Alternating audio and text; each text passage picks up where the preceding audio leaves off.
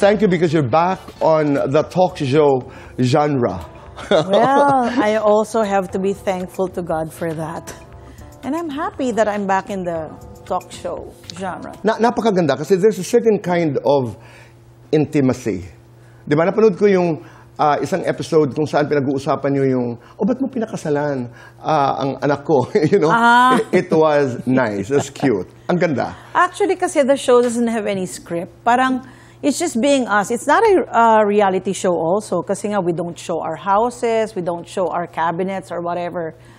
But there's a topic, and it's just us. We're so real. Parang whatever happens, it happens. Parang, we just go with the flow. Anyone who wants to talk will talk. So you don't know kung maiiyak ka ba, magagalit ka ba, mapipikong ka ba, or what. Basta, there's only one goal, to share our experiences and the wisdom we got from whatever the topic is all about. Sa tunay na buhay, Dina, how is your relationship with Tin? I treat her like my own daughter.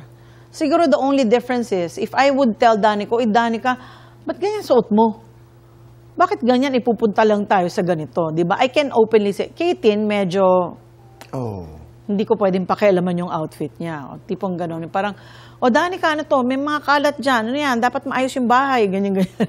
Okay. Hindi ko pwedeng gawin yun kay Tin. Unang-una, hindi naman siya makalat. But, you know, parang there are certain boundaries na, syempre, hindi ko siya anak. So, parang kuidaw. Like, if I notice something, I will speak to my son, not to Tin. And that's the right way. Kunyari, I'll tell my son, napansin ko parang ganito. Hindi ba dapat ganito? Question lang. Why? And then he'll explain. Pero I don't... Like, go straight to her. Yes. And like, I wouldn't also go to Mark diretso.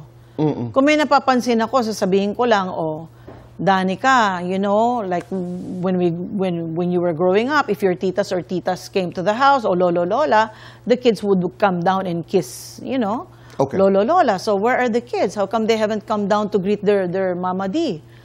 Sasabihin ko kay Danica yun, pero hindi ko sasabihin kay Mark.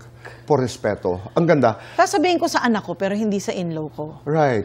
Pero with regard to everything, like, wala akong ano na, hindi, sama na, hindi sila kasali, no.